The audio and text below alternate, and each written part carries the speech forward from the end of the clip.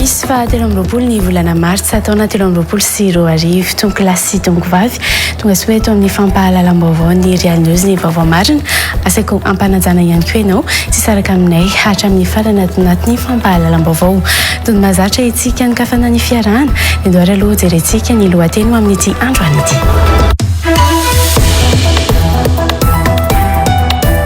Namborida ny mpitandro ny filaminana tanteraka no sady voadarika ihany koa ny tovavy mpianatry ny politeknika votovorona izay nosamborina tao anatin'ny faritry ny anjerimanontolo teny an-toerana androany raha ny fanambarana nataon'ny mpianatry ny politeknika androany. Mpianatra roa no nosamborina nandritra ny oetsikio ho ireo mpianatra izay nitaky ny amitsorana andreo naman'izy ireo no sady namerina ny fitakiana ny vatsim-pianarana 5 volana miampy ny fampitaovana sy ny fandaminana ny olany anjerimanontolo eny votovorona ihany koa.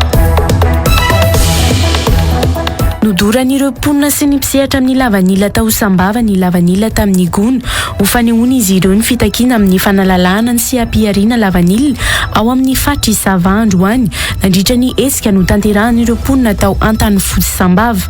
Notakiana izy ireo ihany koa ny idinan'ny filohampirenena ny amin'ny faritry Sava amahana ny olana fa tsy andefa olona izay ambaran'ireo mponina fa tsy mahava olana akory saingy tonga tany Sambava tamin'ny tolakandro teo ny ministry ny varotra niaraka tamin'ny ministry ny aditany sy ny sekretera mpanjakana medidiny Zandarmaria Pirenena izay nifampiresaka tamin'ireo solombavam-bahoaka tao Sambava sy ny mpisehatra amin'ny lavanila ary ny antsoiny Laiso Jean Pierre Fitonina amin'ireo mpisehatra amin'ny lavanila any antoerana ka nambarany fa efa nisy ny marimaritra iraisana hita na dia tsy mbola voavaha 100 isan-jato aza ny fitakiany mpisehatra amin'ny lavanila.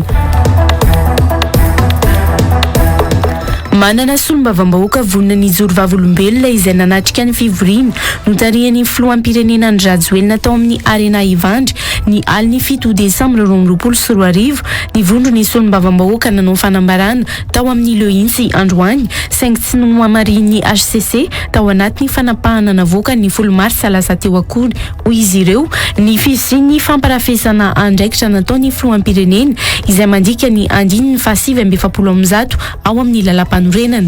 Tonga nanotrana nyreto solombavam-bahoaka miisa 520 ireto teny Ambohimanambola moa ireo filohampirenena teo aloha Ery Rajaonarimampianina sy Marc Caravalomanana, ny filoham-panjakana teo aloha Rivo Rakotovao, ny kandida filoham-pirenena Parena Auguste ary ny filohan'ny antoko malagasy miara-miainga Azo Andriananarivelo miaraka amin'ireo loholona miisa 2 voafity tamin'ny anarany MMM. Entiny miora amintsika kosa indray zao ny tsara fantatra mahakasika ny vinavina ny mety ho toetry ny andro amin'ny Rampitsoma.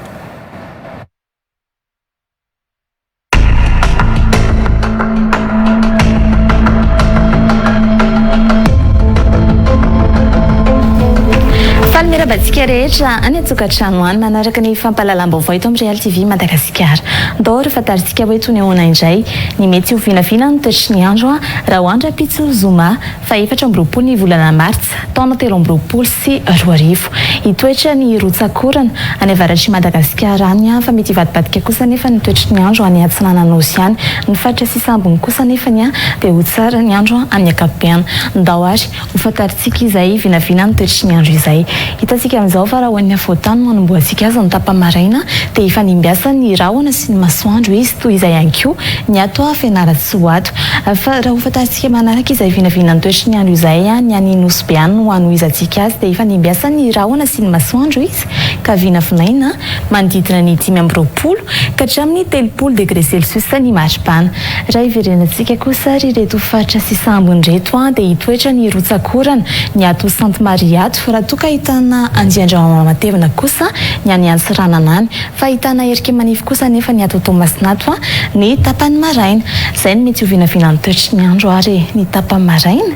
Andao fatarisika hoe tony ahoana indray kosa ny mety ho toetry ny andro ny tapany hariva raha toa ka hoe nisy hiovana izany dia hitantsika amin'izao fa raha hoan'ny avoatany hatrany no hanomboantsika azy dia mbola hitoy izay fifanimbiasa ny rahona sy ny masoandro izay fa raha hijery kosa nefitsika ny ato Antsiranana dia ahitana misakorana izy ary mety arankotrika izany fa anorana tandrivindraona kosa nefany ny ao a Sainte Marie ao ny tapany ariva raha toka ahitana andehandraona matevina ny Antomasinany raha ny maripana ambany indrindra dia tazantsika ho an'ny avotany izany izay vinavinaina manodidina ny 9 ka hatramin'ny 17 degré Celsius ary ny ato Mahajanga no ahitantsika ny maripana ambony indrindra izay manodidina ny 13 ka hatramin'ny 13 degré Celsius toy izay ary ny mety ho vinavina ny toetry ny andro raha hoandra Pitso Zuma raha ny masoandro kosa ho an'ny avotany dia hiposaka amin'ny 9 maraina ary rentika amin'ny 9 ariva ankasitrana isika rehetra ary niaraka aminay hatramin'ny farany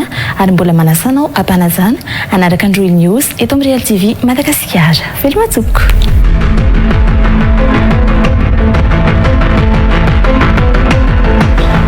Andohary aloha iverenantsika vetivety ny lohatenim-baovao mialohan'ny tena idirantsika amin'ny antsipriany. Namborida ny mpitandro ny filaminana tanteraka no sady voadarika ihany koa ny tovavy mpianatry ny polyteknika Votovorona izay nosamborina tao anatin'ny faritry ny Anjerimantolo teny an-toerana androany raha ny fanambarana nataon'ny mpianatry ny polyteknika androany. Mpianatra roa no nosamborina nandritra ny oetsika ho ireo mpianatra izay nitakiny amin'ny tsorana andreo naman'izy ireo no sady namerina ny fitakiana ny vatsim-pianarana 5 volana miampy ny fampitaovana sy ny fandaminana ny olany Anjerimantolo eny Votovorona ihany koa. Nodoran'ireo mponina sy ny mpisehatra amin'ny lavanila tao Sambava ny lavanila tamin'ny gony ho fanehoana izy ireo ny fitakiana amin'ny fanalalahana sy ampiariana lavanila ao amin'ny faritry Sava androany nandritra ny hetsika no tanterahan'ireo mponina tao Antanifotsy Sambava. Notakiana izy ireo ihany koa ny idinan'ny filoham-pirenena ny amin'ny faritry Sava amahana ny olana fa tsy andefa olona izay ambaran'ireo mponina fa tsy mahava olana akory saingy tonga tany Sambava tamin'ny tolakandro teo ny ministry ny varitra niaraka tamin'ny ministry ny adi-tany sy ny sekretera mpanjakana medidiny Zandary Maria Pireneny izay nifampiresaka tamin'ireo solombavam-bahoaka tao Sambava sy ny mpisehatra amin'ny lavanila ary ny antsoiny Laiso Jean Pierre Fitonina amin'ireo mpisehatra amin'ny lavanila any Antoerana ka nambarany fa efa nisy ny marimaritra iraisana hita na dia tsy mbola voavahy 100 isan-jato aza ny fitakiana ny mpisehatra amin'ny lavanila.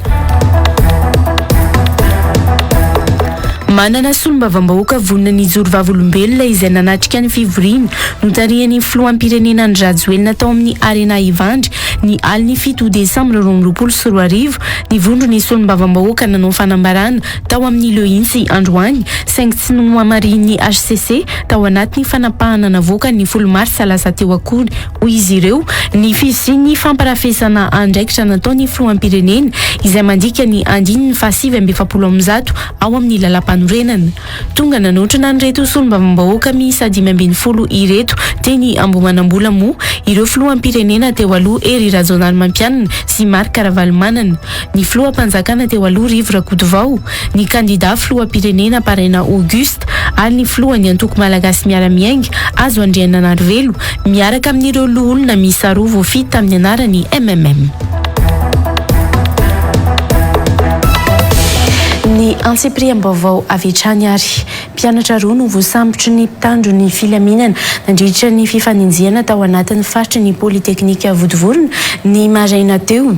Vehivavy ny iray amin'izy ireo izay naboridana ireo mpitandro ny filaminana tanteraka no sady mbola nodaroana sy tsy nazana ihany koa ny zoma vehivavy azy ho ny fanambarana izay nataony ireo mpianatra. Ny toy ny maraina teo ny fitokonana nataony mpianatra teny Votovorona ary nitakin'izy ireo ny amoahana ny namany sy ny famoahana ihany koa ny vatsim-pianarana 5 volana miampy ny fampitaovana teny an-toerana Inambinina Ravelo Arsan eo amin'ny sariny Yanja Rakotondray.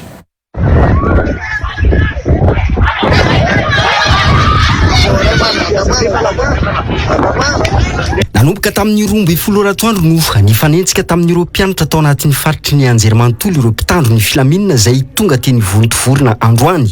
Naparitaka izy ireo tamin'ny bomba mandatsa-dranomaso ireo mpianatra ary tao anatin'izany no raikitra ny fifanjevona.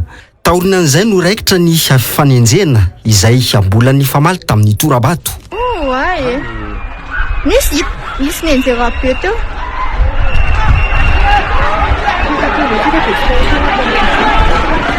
taorina nino lazan'ireo mpianatra fa nisy ny namana izay voasambotra. Nandritra fidiran-zareo taty nefany dia nosambory zareo namanay sambory zareo lehilahy sy vehivavy. Ilay vehivavy sambory zareo dia tena nisakitsahan zareo soany nidarohan zareo ilay vehivavy nampiritan zareo ambony ambany ilay vehivavy tsy manaiky an'izany izay vehivavy tompoko. Tsy manaiky an'izany izahay fangatanay dia avoiny namanay tsy misy atakandro ary manarak'izany valy io fangatanangatanay fa tsy ankeriny ilainay fa valy ny zavatra mivaingana. Tsy tao anatin'ireo nanao hetsika nefa io vehivavy izay nosamboriny io ihany koa ny mpianatra hafa nanaovana fanadihadiana. Dia ny zavatra tena nampalahelo tamin'ilay fisamborana mpianatra teo vehivavy fa tsy en état de nuire zany ny vehivavy fa andeha ohatrany hoe hanavitra ilay namany fotsiny izy tsy nampiasa force ohatrohatran'izany dia lasa ohatran'ny arrestation arbitraire izy nampiasana force dia nanaovana zavatra tsy miendrika ao amin'ny zoma olombelona mihitsy ary zany lasa mitanjaka ilay vehivavy rehefa nisamborina tany. Nolazan'ireo mpianatra fa saika nisy ny fahamaizana tao amin'ny afaritry ny anjerimanontolo noho ny fanapohana ny bomba mandatsika dranomaso. Dia nitiftifitra lacrymogène tary anana tary dia le lacrymogène nahazo bozaka dia nahazo rehatra kely tary amin'ilay polyvalent tary ampovoany tary dia saika may le polyvalent anay teo. Fanontaniana no napetraka ireo mpianatra teny vontoforona ireo androany ny amin'izay nanome lalana ny mpitandro ny filaminana anitsaky ny faritry ny anjerimanontolo. Nisy tamin'ireo mpianatra teny antoerana nefa nolaza tamin'ny mpanao gazety teny antoerana fa ny avy ao amin'ny mpitandro ny filaminana no nanao fangatana tamin'ny mpitantana ny anjerimanontolo amin'ny ahafahany miditra tao anaty ny faritry ny polyteknika io. Franchise no fahalalako anazy tsy maintsy ny responsable ny sekoly foana no zay afaka miditra ty ny mpitandro filaminana. Mbola nikasa noho ny hetsika ireo mpianatra teny Vontoforona tamin'ny 5 hariva teo ary nanokatra ny vavahady ny anjerimanontolo.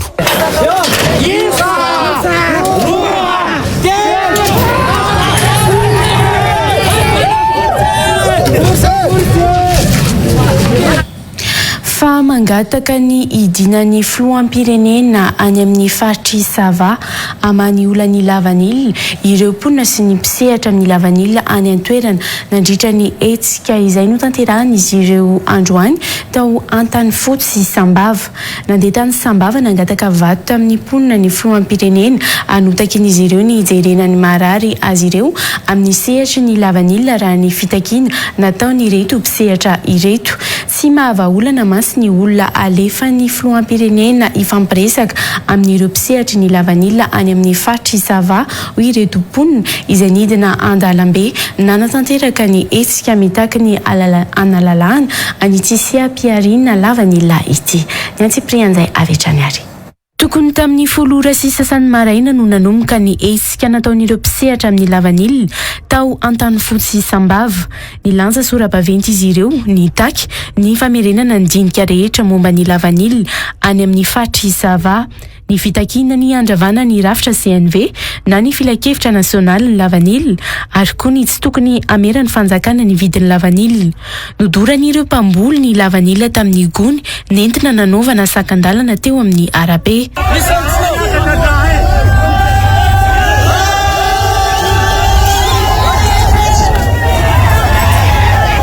Nidina ny fampiresaka tamin'ny mponina izay nanatanteraka hetsika ny mpitandro ny filaminana nandamina azy ireo orairay taorian'ny hetsika.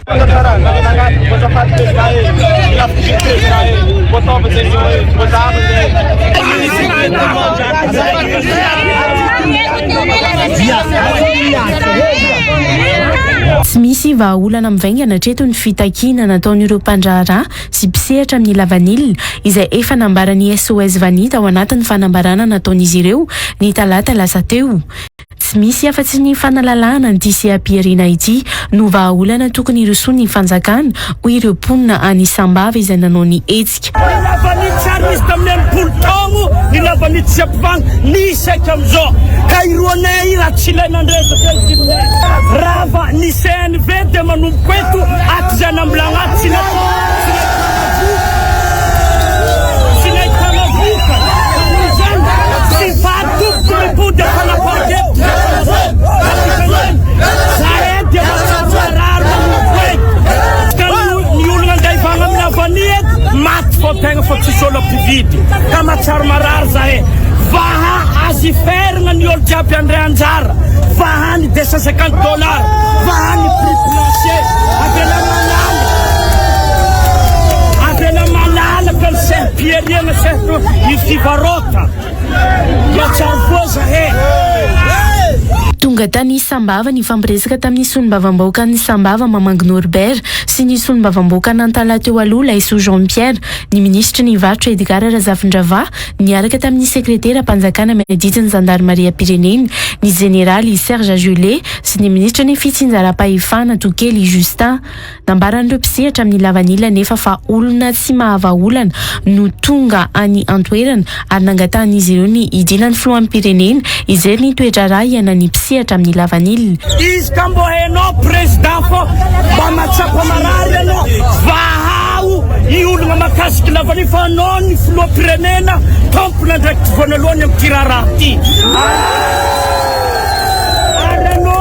Commande tio i Madagasikara ty tsy misy tsy manaraka commandinao octoltel alefa ty ny olo tsy ny olo mavaolona fa olo manao skola ka no zany mitongava ty anao mahita ny marary aminay fa zay keto sol ny karameny fa olo matsapa fa marary mitongava ty anao filoha pirenena anao nandataty tamin'andresy lahatra zay nangataka vato aminay mandana tinao mahita ny marary aminay aty. Niverina tamin'ny lony ny filaminana tsikelikely hatramin'ny ariva teo raha ny angom-baovao avy any an-toerana. Fa lehilahy iray mpitondra bajaj nanao ambonina akanjo volomboasary misy ny sariny Flo Andry Rajoelina tamin'ny fampelezan-kevitra tamin'ny taona 2024 no nosavoritany ireo mpanao fihetsiketsehana izay mitaky ny vahaolana amin'ny vidiny lavandila tao Sambava androany. Saika niarany fitsaram-bahoaka mihitsy moa io lehilahy io androany saingy tonga ara-potoana ny mpitandro ny filaminana no takin'ireo mpanao fihetsiketsehana moa na ny sorana ny akanjony araka ny sariny paritaka tamin'ny tambazotra ny serasera androany. Andoarara antsika izay horonan-tsary ny paritaka tao anatin'ny tambazotra ny serasera izay.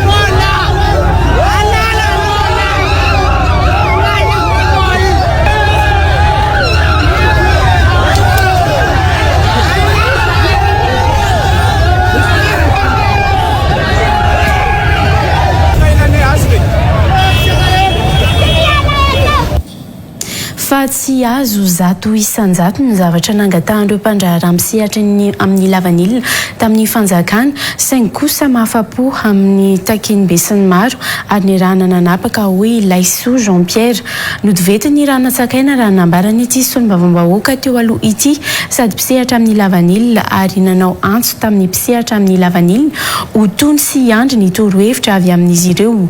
Mbola ho ambara miandalana ny fanapahan-kevitra raha ny nambarany ihany isan'ireo niaona tamin'ny ministry ny varotra sy ny ministry ny ady tany ary ny sekretera mpanjakana miadidi ny Gendarmeria Pireneny izay tonga tany Sambava moa ijaovato na i Laiso Jean-Pierre androany. Arahantsika ny fitin'izay fanambarana taorian'io fiaonan'io izay. Zany hoe zavatra nangatahana tsy azo à 100% ifakosa satisfaire ny besoin daolobe ary iarahana nanapaka ka eto zany dia mampandre atsika vahoaka rehetra aty amin'ny faty savaka izay ary indrindrandrindra fa tsika rehetra fatra mpamokatra lavanily fa nodivety ny ranonatsakaina dia ambaranay anareo miandalana io inona ny tena fanapahan-kevitra ny raisina satria mbola eo ampanoratana azy moa zany ny tompona andraikitra amin'izay ka ohatra ny nanaovanay nandefa ny antso rehetra tamin'ny ainao manjery no anaparitahanay nareo aminareo zay résolution zay ka miangavy anareo mba hotony ary iandry foana ny torohevitra avy aty aminay. fa ho amihavanina manomboka izao ny fomba fanondranan'andro vokatra azo avy amin'ny zavamaniry na ny produits végétaux toy ny jirofo sy ny lavanily ary ny kakao ho an'ireo mpanondrana an'izany any amin'ny vondrona eropeana sy ny faritry amerika raha ninaoty izay navoaka ny ministera ny fambolena sy ny fiompiana ho an'ireo orinasa izay vondrony orinasa mpanondran'andro vokatra ireo omaly 20 mars manana fetim-potoana enim-bolana ireo mpanondrana lavanila sy jirofo ary kakao ireo amin'ny fanaraka ny dingana rehetra amin'ny fiovana io araka ny voafaritra omaly na izany aza nefa mbola mitoy ny fampiarana ny fepetra manokana ho an'ny sehatra tsirairay sy ny fanarahana ny fenitra iraisam-pirenena ho fiarovana an'ireo vokatra ireo mandritra ny fotoana io raha araka inoty izay navoaka ny ministera ny fambolena io hatrany arahantsika ary ny vinjan'izay. Taorian'ny fivoriana nataon'ny ekipa ny ministera ny varotra sy ny ministera ny fambolena sy fiompiana dia nandefa taratasy ho an'ny orinasa sy ny vondry ny mpanondrana lavanila sy jirofo ary kakao ny ministera ny fambolena sy ny fiompiana omaly 20 martsa. Voasoratra tao anatin'ny taratasy fa ho amihavanina ny fomba fanondranana ireo vokatra ireo any amin'ny faritry ny firenena anatin'ny vondrona eropeana sy amerikana. Manana enim-bolana izany hoe hatramin'ny volana septambra araka izany ireo mpanondrana lavanila, jirofo ary kakao ampifanaraka ny fombafomba amin'ny fanondranana. Tsy antera nefa ny fanomezana ny vali ny fitiliana ho an'ny santionana ny atao mandritra ny fangatana ny antota taratasy fanamarinana ara-pahasalamana araka inoto ihany. Etsy ankilany manentana trano ny mpandrarà ny ministera ny varotra mba hameno ny antota taratasy miaraka amin'ireo mpanaramaso eo anivon'ny postra momba ny fanaramaso ny sistany raha vantany voatonga ny vali ny fitiliana sy ny fijerena ireo fepetra rehetra mialoha ny fandefasana ny vokatra ny ivelany mandritra io vanim-potoana io. Mitohy nefa na izany aza ny fampiarana ny fepetra manokana ho an'ny sehatra tsirairay sy ny fanaramaso ny fampanajana ny fenitra iraisam-pirenena sy ny fepetra fiarovana ireo vokatra ireo. Manampy trotraka ny monopolisation na ny fanagiazan'olon-tokana ny tombontsoa azo avy amin'ny sehatry ny lavanila ny fametrahan'ny ministera ny fambolena sy ny ministera ny varotra ny ivitoeram-pitiliana tokana eto andrenivohitra hoy ny ministra ny fiompiana teo aloha sady mpandraharaha amin'ny sehatry ny lavanila raparany Antelme nambaranty farany fa ny efa mahafantatra ny fenitra takin-tsena iraisam-pirenena indrindra fa ny eo anivon'ny tsena ny vondrona eropeana asa ireo tantsa ka ny ivitoeram-pitiliana ny fotony no tokony apetraka raha tena te hitondra fanampiana ho an'ireo mpisehatra ireo ny fanjakana. Vao maika hanampy ny fatiantoky ny tantsa sy ny mpisehatra amin'ny lavanila hoy Antelme ramparany io fepetra izay noraisy ny ministera ny fambolena ho an'ny omaly io. Toto ra-behivatra. Tsy tokony ireny mihitsy no ny vahaolana no raisina ny fanjakana. Ny zava-misy ane amin'ny vani amin'izao fotoana izao eo amin'ny fangalana agrément dia misy kolokole eo koa ny hoe namanamana ihany ny mahazo. Ny faharoa manaraka an'izay ny olana amin'ny vania dia io resaka CNV izay natsangana zareo satria natao ahafahana mimonopoliser ny tsena sy ny fandraharahana momba ny vani fotsiny io nananganana io CNV io. Ampitombo ny fatiantoky ny mpamboly sy ny mpisehatra amin'ny vanily io fepetra no raisin'ny ministera ny fambolena sy ny ministera ny varotra io ho ihany Antelme ramparany satria tombo ny vola mivoaka. Tsy maintsy mampiakatra ny échantillon atao analizy ao Antananarivo zany ny mpandraharaha any Sambava dia sady very fotoana izy no lasa mandoa vola ihany koa mifanaovana an'izay. Raha ny tokony ho izy zany dia tokony misy laboratoire d'analyse zay apetraka amin'ny toerana zay mpamokatra vani toy any Sambava ireny. Zay ny mahatonga ny olona mitaky an'ilay hoe décentralisation satria misy centralisation na centralisme abusif loatra ny ataon'ny fanjakana zany makasika ny fandraharahana. Amizao nefa efa misy ny vola $4 isaky ny kilao alain'ny fanjakana amin'ireo mpamboly sy ny mpandraharaha kanefa tsy fantatra ny tena antony vola io ho ihany ity ministra teo aloha ity. Tsy mazava hoe atao inona io $4 par kilo io ao anatin'ny kolikoly ny anaovana an'izany raha ny fahafantaranay azy fa raha ny tokony ho izy dia tokony alalàna zany ny fandrarana ny vania. Efa tsy atoro amin'ny fiantra takina eo amin'ny tsena iraisam-pirenena ny mpamboly vania indrindra fa ny ao amin'ny faritra Isava hoy Ramparany Antelme. Tokony iray feo noho izany ny mpisehatra rehetra mba hanohitra io fanapa-kevitra io ka hitaky ny ametrahana ivitoeram-pitiliana eny fotony mba hampiana izay fa tiantoka amin'ny lavanilina izay. Raha tena mirahina isika rehetra fa tsy misy ny olona misy lelaka any amin'ny fanjakana dia tsy maintsy voavaha io ary mila arahantsika ihany kosa nefa ny momba ny kalitao mba tsy hanimba ny tsena iraisam-pirenena ny vokatra izay vokarintsika.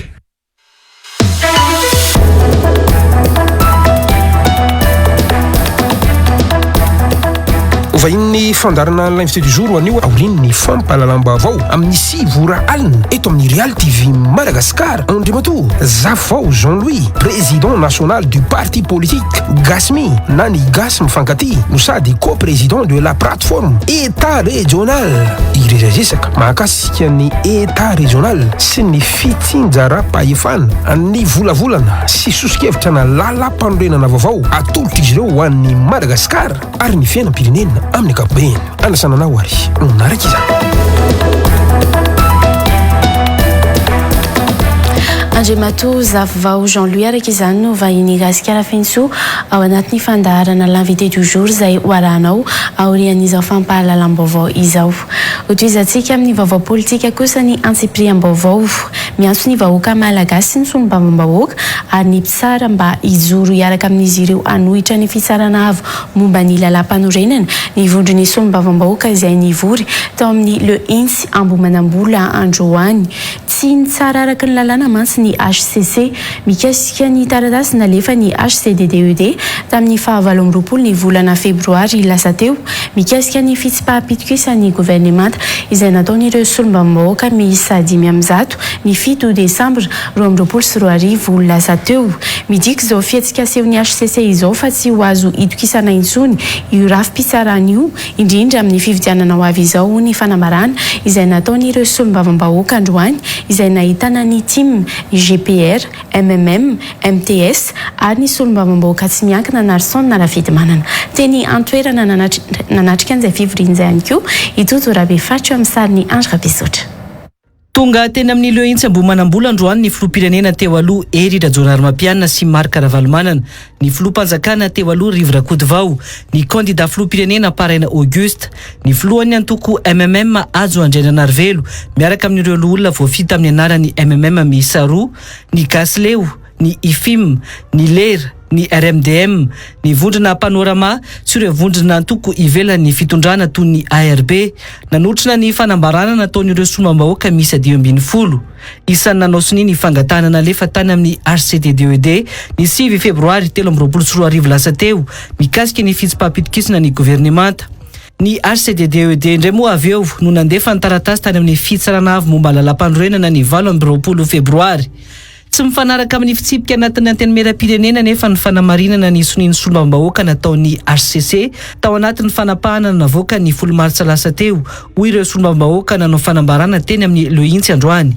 Miataka lavitra n'izay voalaza ny 5 ny fitsipika anatin'ny antenimieram-pirenena nefa ny fitsarana avo. Milaza mantsy izy fa tsy maintsy amarinina ny somian'ireo solombavam-bahoaka eo amin'ny fitsipaham-pitokisana vao manan-kery ilay antota taratasy ka ahafahana mandroso amin'ny dingana manaraka. Lazay ny fitsarana avy ihany koa fa andraikitry ny folohan'ny antenimieram-pirenena no manao ny fanamarinana ireo somi eo amin'ny fitsipaham-pitokisana tsy misy an'izany nefa ao amin'ny andininy io. Tafiditra tao anatin'ny fitoriana napetraka teny amin'ny HCC tamin'ny alalan'ny HCDDED ihany koa ny famirina solombavam-bahoaka nataon'ny filoham-pirenena teny amin'ny Arena Ivandry ny aliny 7 desambra 2024 hoy ireo solombavam-bahoaka nanao fanambarana teny amin'ny Lohintsy. Nisy fivoriana tao amin'ny Arena izay trano foibe na antoko politika ka nahatonga ny fanambarana nanaovana taky voalohany nandray anjara sy nandray anjara fitenena tamin'izany fivoriana zany ny filohan'ny repoblika noho izany dia fanontaniana napetraka ny hoe mifanaraka sy mifanaja ny lazainy 1970 andalana voalohany ve io fandraisan'ny filohan'ny repoblika anjara tamin'io fivoriana io raha vao marina zany dia mangataka ny fitsarana avo mba ampiatra ny voalazany andalana faharoa eo amin'ny 1970 io ihany. Tsy no amarin'ny HCC anefa ny tena fisiny zany na tsy hoy ny fanambarana. Misy ve ny fampirafesana azy sy nandraikitra nataon'ny filohan'ny repoblika araky ny lazainy andininy fahaefatra 70 ny raharam-panorenana. Raha nandray anjara sy nitarika ny fivoriana toko na vondrona politika izy tany amin'ny arena. Tsara marinana fa io trano nisian'ny fivoriana ny arahany marina hita io dia trano fohy be na antoko politika ary mpikambana amin'ny antoko politika sy tompona ndraikitra antoko politika daholo no nivory tao. Nanana solombavam-bahoaka nanatrika io fivoriana io ny vondrony solombavam-bahoaka leo intsy ary vonona ny jorovolom-belona ho iatran'ny fanambarana. Mariana moa fa misy solombavam-bahoaka nanatrika izany fivoriana izany no vonona ijoro vavolombelona raha ilaina izany. Tsy miorina amin'ny lalàna ihany koa hoy ny fanambarana ny fanapa-kevitra noraisiny HCC izay milaza fa ara-dalàna ny taratasy navoaka ny filohan'ny antenimieram-pirenena ny 20 Desambra 2024 izay mampitsahatra ny fitsim-pahapitikisina ny governemanta izay nosiny avy ny solombavam-bahoaka misy 500. Miainga amin'izay hevitra tsy misy ao amin'ny 17 ny lalam-panorenana na ao amin'ny 570 ny fitsipika anatin'ny antenimieram-pirenena no ilazany fitsarana avo mba lalam-panorenana fa mitombona sy manaja ny lalam-panorenana ny fanambarana nataondra matoa filohan'ny antenimieram-pirenena nampitsahatra ny fandiniana an'ilay fitsipahapitokisana ny governemanta. Raha tsorina izany dia tsy miorina na amin'inona afa-tsy izay tia ny fitsarana avo ambara ilay filazana fa mifanaraka amin'ny lalam-panorenana ny fanambarana sy ny fampitsarana ny toizan'ny fandiniana ny fitsipahapitokisana. Tsy azo itokisana ary tsy azo anterana amin'ny fitsarana ny fividianana ho avy eo noho izany ireo mpitsara ao anatin'ny HCC hoy ny fanambarana ireo solombavam-bahoaka. Tsy matoky ny HCC izahay satria mampanahy ny firaisan'ny tsikombakomba amin'ny fahefana mpanatanteraka ka tsy voaro intsony ny lalam-panorenana. Manahy izahay ny tsy hisian'ny fifidianana madio sy mangarahara arekeny rehetra izay lalana makany amin'ny krizy satria tsy ho azo antoka fa hitsara radrariny sy araky ny lalàna ireo fifidianana hifanesy eto amin'ny firenena ny HCC. Na dia tsy azo ivalozana azy amin'ny fanapahana navoaka ny HCC dia mipetraka ny AIA satria hita taratra fa tsy mahaleo tena ny HCC ary misarisary politika ny fanapahana raisiny.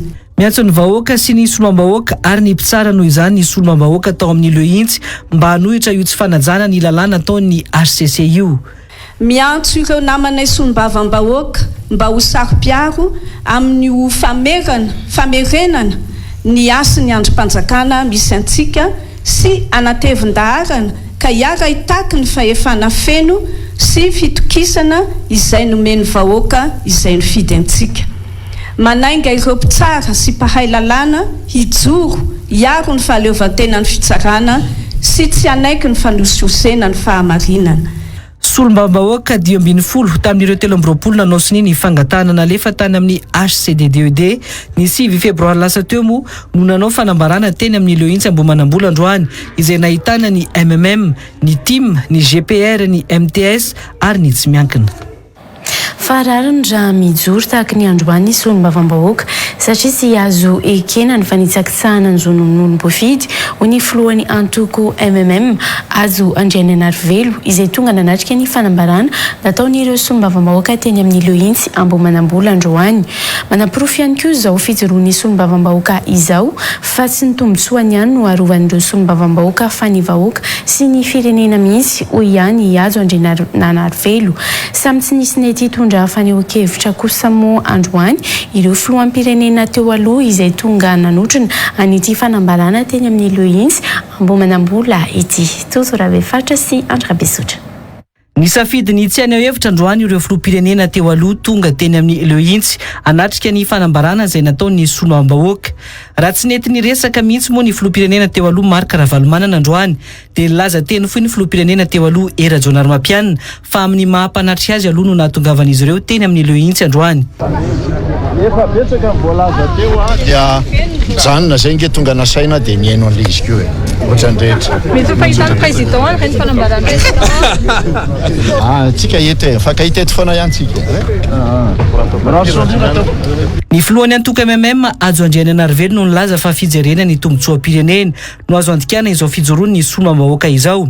Efa niadin'ny MMM hatr'izay ho izy ny fanajana ny zon'ny olom-boafidy. Ny azo antenainy aloha dia zava-dehibe ny hoe ahafantarany vahoaka malagasy fa misy solombavam-bahoaka mijoro miaro ny androm-panjakana anankiray fa tsy arak'ilay voalaza matetika hoe tombotsoany foana no arovan'ny solombavam-bahoaka fa miaro izy ny io androm-panjakana io satria raha reny didim-pitsarany reny no mitoetra dia manomboka izao zany tsy dia misy antony ilanan'izany anteny meram-pirenena zany intsony.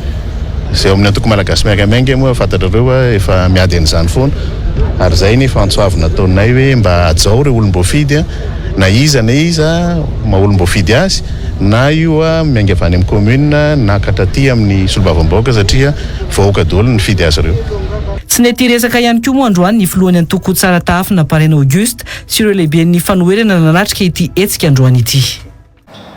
Fa efa nangoronetana hatramin'ny alina ireo mpikambana ao anatin'ny HCDDUD raha nambaran'ny solombavam-bahoaka Roland Ratsiraka androany raha nitondra ny teny fisaorana ho an'ireo mpikambana ao anatin'ity rafitra ity tamin'ny fitondran'izy ireo ny etaetan'ny solombavam-bahoaka sy ny fitorinany tsy mety eto amin'ny tany sy ny firenena. Isan'ny rafitra tokana tsy niandany tamin'ny fitondrana fa nanana fijery mahitsy raha ny mpikambana tao anatin'ny HCDDUD hoy Roland Ratsiraka androany.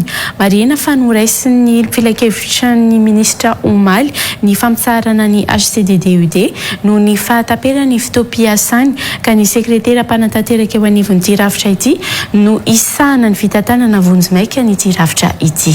Totorabefaritra sy Andrabesotra trany. Nankatoavy ny filan-kevitry ny ministra Omaly ny didim-panjakana mamarana ny fahataperan'ny fiampitoam-piasan'ny mpikambana ao anatin'ny filan-kevitra ambony miaro ny demokrasia sy ny tanitandalana na ny HCDDUD. Nambarany filan-kevitry ny ministra fa satria tamin'ny didim-panjakana noraisina ny 13 Marsa 2024 no nanendry tamin'ny fomba ofisialy ireo mpikambana ao anatin'ny ity rafitra ity dia mifarana androany 13 Marsa 2024 ny asan'ireo mpikambana ao anatin'ny HCDDUD io. Nambarany solombavam-bahoaka Joasy Leonor androany fa fanafoezana ny fitoam-piasana no noraisiny filan-kevitry ny ministra Omaly io ary melohin'ireo solombavam-bahoaka tonga nivory teny amin'ny Lohintsy androany.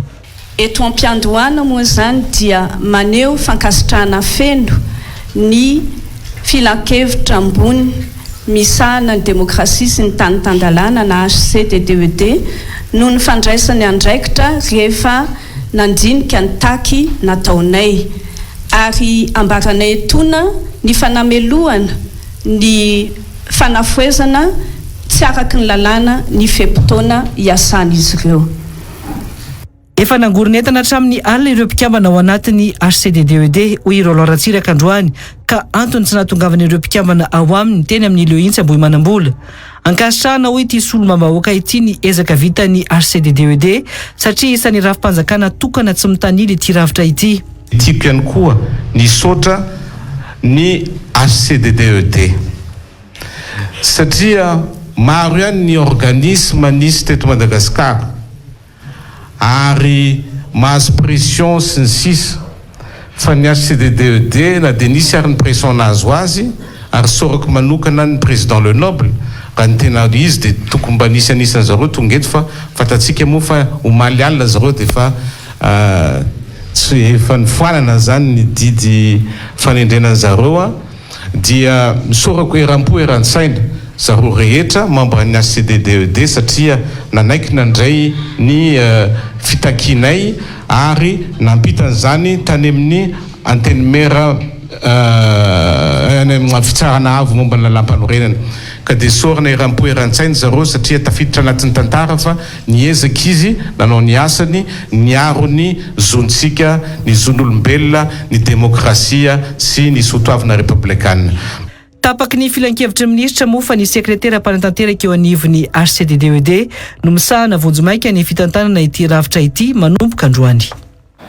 Fa ho porofony izy ireo mandritra ny fivoriana ara-potoanany antenimieram-pirenena amin'ny volana May ho avy izao fa mbola mirahiny ary mbola maro anisa ny solombavam-bahoaka izay manohana ny filoham-pirenena ho ny solombavam-bahoaka IRD Lanto Rakotomanga fandaminana ny ao anatiny no misy fa tsy miady an-trano na ny IRD na ny TGV hoy izy solombavam-bahoaka ity. Tsy voatery ho valiana ambava ihany koa hoy Lanto Rakotomanga ny fanakianana na fanenjehana ataon'ny mpanohitra tato ato fa amin'ny alalan'ny asa hoy izy no amaliana an'izany. Tsotsoram-pifaritra sy andra-kapisotra.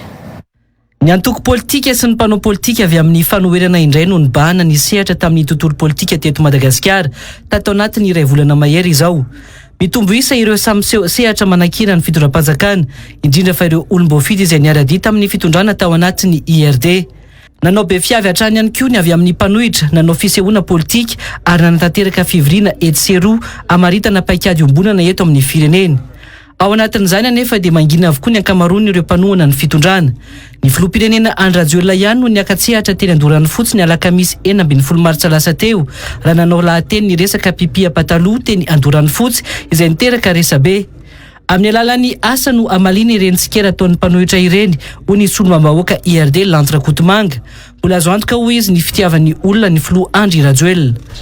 Hitatsika amin'ny fidinan'ny filoha Andry Nirina Rajoelina filohan'ny Repoblika ary hitatsika ny olona manaraka azy, ny olona miazakazaka, ny olona mitaraina miaraka aminy, ny olona manohana anazy falifaly mi-encourager an'izany filoham-pirenena zany amin'ny ezaka izay ataony. Ny anazy dia tsotra ary ny anay ihany koa dia manaraka an'izay hoe andao itsika tsy variana amina famalina anireny tsikera tsy mitondra makaizy fa raha tsikera mitondra vahaolana dia tena hoe anisany ilaina ao anatin'izay. Ka ny anazy dia tsotra hoe andao tsika hiasa, andao valiana amin'ny asa ireny ary raha mahitsika tena miazakazaka be ny asa ataon'ny fitondram-panjakana indrindrandrindra fa izy mivady Andriamatoa filoha sy Ramatoa Miala Rajoelina vadiny dia tena hoe miezaka amin'izay hoe efa vitsy ilay fotoana sisa izay hiasana dia andao ezana maximum vitaina izay vita rehetrarehetra atomboka izay atomboka rehetrarehetra mba hidirana any amin'ny mandat manaraka zany any amin'ny élection manaraka. Mbola maro anisa ihany koa ny mpanohana ny fitondrana hoy Lanto Rakotomanga. Ho porofona izany hoy izy amin'ny fidirana solombavam-bahoaka amin'ny fivoriana ara-potoana voalohany amin'ny volana May ho avy izao. Araka ny teny namana solombavam-bahoaka Rosy hitako tamin'ny maraina dia ozy izy hoe zahay mamboatra ny ao an-trano ozy izy fa tsy hoe miady akoriny fa mamboatra ny ao amin'ny tokantrano.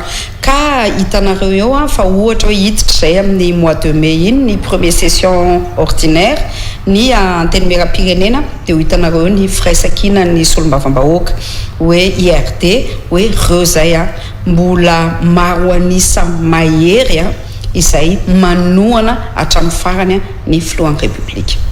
Fantatra moa fa misy ny fampiatsonan'ireo solombavam-bahoaka anatin'ny vondrona parlementaire IRD ho tonga eny Analamanga-Park ny alakamisy 30 Martsa ho avy izao raha ny avatra nalefa amin'ny filohan'ny antenimieram-pirenena tany amin'ireo solombavam-bahoaka ireo. Fa etsika telo miantaona saingy amin'ny toerana samihafa sy endrika ary loko samihafa no iseho eto amin'ny firenena amin'ny sabotsy 20 ny volana marsa ho avy izao.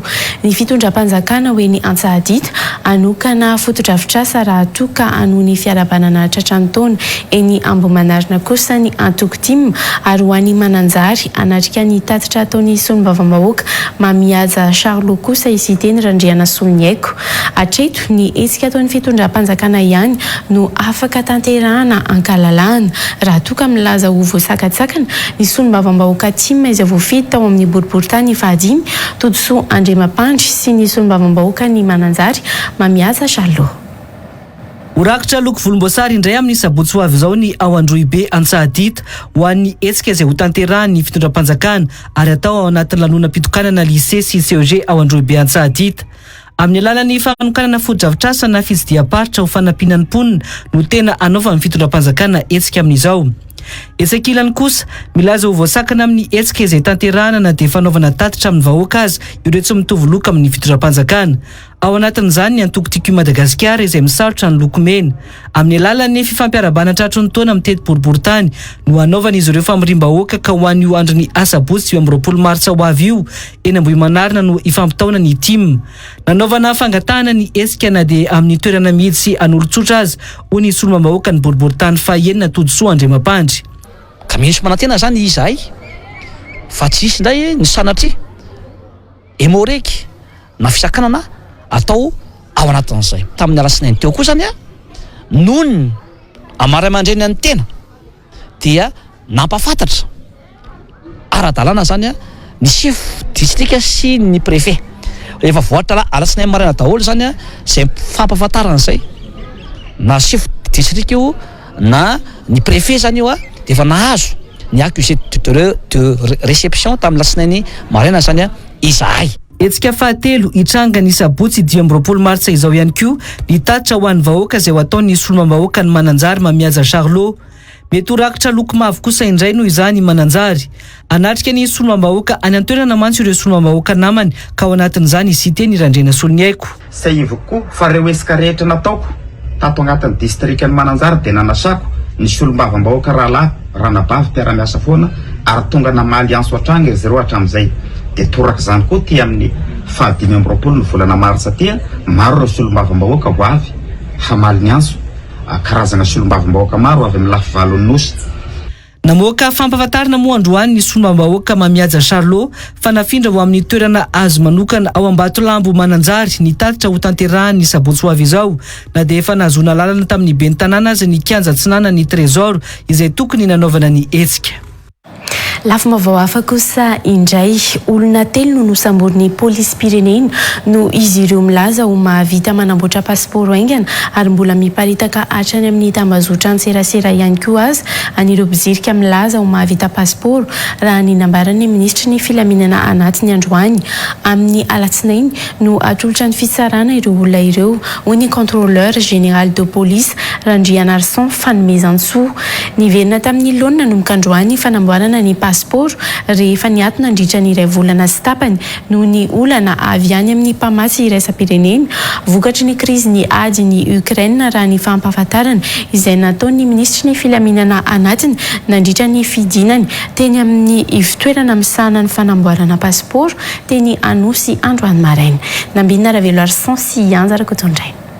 Tsy niato tanteraka ny famoahana ny pasiporo nandritra izay iray volana sy tapany izay fa nisy ny tahiry izay ambarany ministry ny filaminana anatiny fa stock stratégique napetraky ny ministera ho an'ireo marary mila mivoaka any ivelany sy ny olona tsy maintsy mamitahiraka. Tsy ny malagasy irery no misedra olana amin'ny famatsiana ny pasiporo ho iatran'ny ministra androany. Misy ny pasiporontsika dia pasiporo elektronika ary iny vokatra elektronika iny no manahirana amin'ny mpamokatra pasiporo ny mitady azy maneran-tany.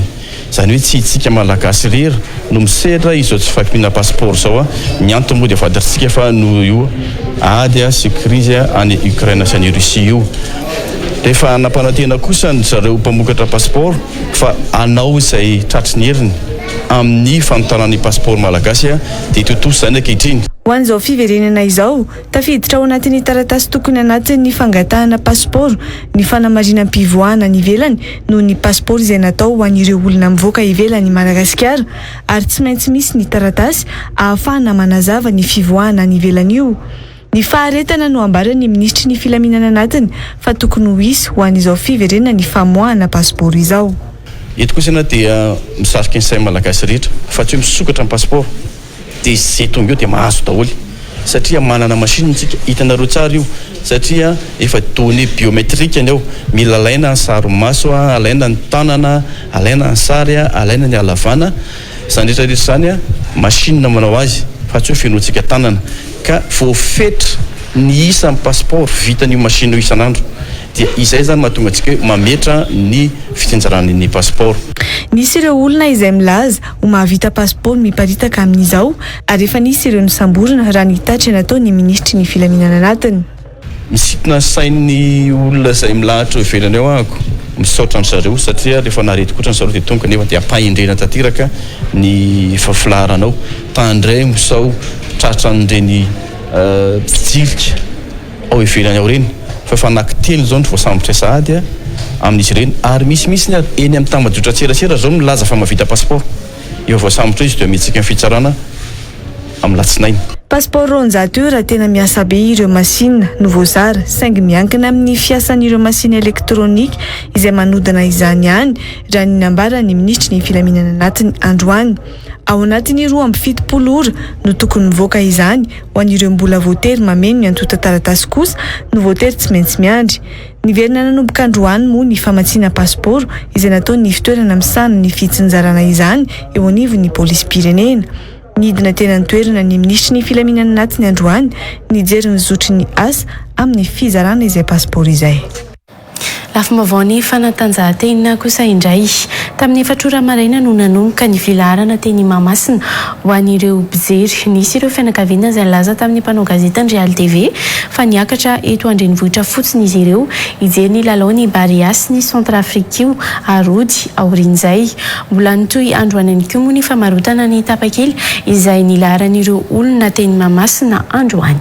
Teny an-toerana Mikaela Andrianjaka sy tokony iainara Andrianjatovo. Fianakaviana avy any Ambatonazaka sy avy any Antsiranana no tonga teny Mahamasina nanatrika ny lalao ny Barea Madagasikara io androany raha ny fifampiresahana tamin'izy ireo. Misy ireo niakatra teto andrenivohitra ho an'ny lalao io fotsiny ary toko ireo tonga sady amangy fianakaviana. Zay manomana amin'ny Berazy dia makafy baolina kitra dia tonga ty Antananarivo jery ny Barea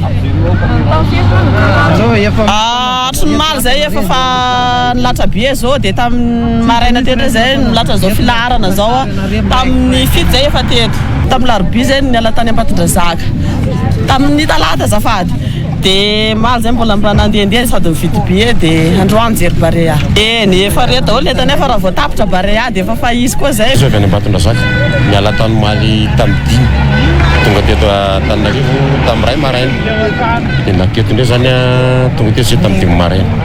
Za zao avy any Deko dia mba hitsiny baolina hoe ampahery amin'ny Barea zay ny tiako aty. Nisy ihany koa ireo niaraka andiany nanoana ny Barea androany teny Mahamasina. Somary sy nanahirana kely ihany le andro alaka misy ny ankabeazana ankizy mbola mpianatra fa na izany ary tonga maro any androany hiezaka hanao zava-baovao zay eo amin'ny Mahamasina androany hiezaka hiala amin'ny efa kolontsaina hatramin'izay hiezaka hitaona ny vahoaka malagasy tena hiara hanohana hatramin'ny farany androany. Izay indrindra hanohana Barea ihany ny hatongavan'ireo. Tamin'ny 12 ora sasany no nisokatra ny vavahady teny Mahamasina androany. Fahalavon'ny Centrafrique tamin'ny isa 3 ny Barea ny Madagasikara androany teo amin'ny kianjan'ny Barea Mahamasina tao anatin'ny lalao mandroso ho an'ny fifanitsanana ekarana amin'ny kanina. Isa iray ihany noho izany no ananan'ny Barea ny Madagasikara hatreto ary isa 4 kosa ho an'ny Centrafrique. Ny alatsinainy 17 ny volana Marsa ho avy izao ny lalao miverina izay atao any Douala. Teo amin'ny minitra 5:30 no nampiditra baolina voalohany teo amin'ny araton'ny Barea ny Madagasikara Isaac Ngoma mpilalao any Centrafrique. 20 minitra taorin'izay ihany koa no nikobana indray ny arato ary nampidirina izy ireo ny baolina faharoa tamin'ny tany malagasy teo amin'ny minitra fa 7 tamin'ny alalan'ny fanafiana nataon'ny Luis Mafuta. Nisy taraka tamin'ny rono aotra ny rotota teo amin'ny fizara-potoana voalohany io. Isan'ny lesoka hita nandritra ny ampahapitoana voalohany io ny fanariana baolina nataon'ny ekipa-pirenena malagasy tao amin'ny ampahapitoana faharoa no nanolo amin'ny mpilalao ekipa-pirenena malagasy ary nampidirina teny ambonin'ny kianja ho an'ny Klona Sidax ary Jean-Yves. Nahafady baolina fahatelo indray nefa i Centrafrika teo amin'ny minitra faharoa amby 70 ary mbola i Luis Mafuta ihany no nampiditra baolina tamin'izany. Io izy io no nisarahany rotota tamin'ny lalao mandroso ho an'ny fifanitsanana iakarana amin'ny kanity. Any Douala no hiatrika ny lalao miverina ny Barea sy ny Fauve ny alasinainy 17 martsa ho avy izao. Samy tsy tompon-tany ny rotota amin'io lalao io. Les inscriptions sont ouvertes à l'école Bird. Test d'entrée du 5 au 7 avril 2023. Choisissez pour votre enfant un enseignement de qualité. Dans un environnement bienveillant et épanouissant.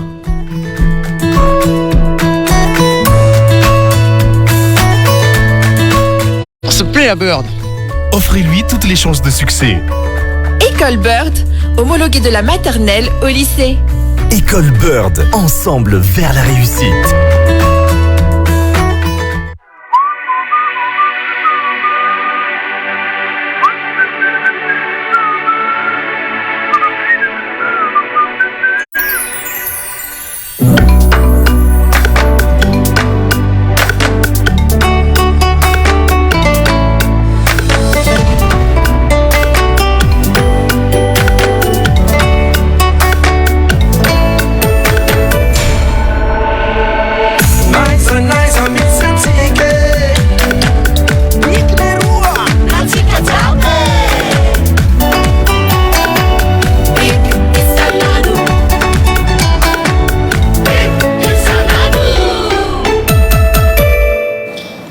Mifarany Antoine QR tombo lasy tombo vavy ny fampahalalam-baovao tamin'ity alina ity ankasitrahako ianao nanaraka izany hatramin'ny farany aorian'izao fampahalalam-baovao izao dia misy ny fandarana l'invité du jour izay rahanao amin'ny gasikara fensoa ny tenako dia mametraka ny veloma mandrapitafa ho amin'ny rahampiso ato anatin'ny fampahalalam-baovao hatrany mandrapitafa ary tombo lasy tombo vavy.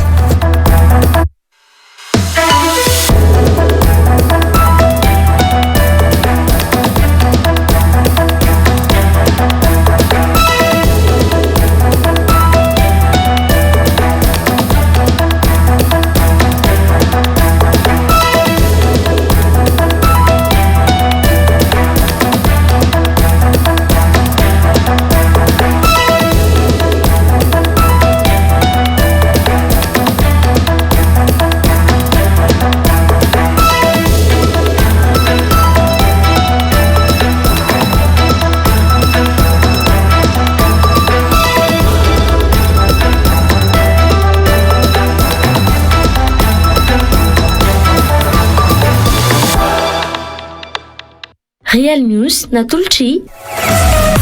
Sergi Batelma, des actualités uniques, dynamiques et renversantes dans Real News. Si ilay telemarika mateza sy Great sady 4x4 laibe sady mora hitany ao Soarano Institute 3e étage Mandroso Bay Center ampitany Institut d'hygiène Analakely ary koa ao amin'ny enceinte mateza tol ampitatafa Ari reko fa afaka baky ianao rasefo dia inona nitsakanesana amin'ny prime tekolo manara-penitra ny sady mampazoto mbola tsisy nianatra tato ka lasa jolam-boto investissez dans une valeur sûre choisissez prime à l'avenir.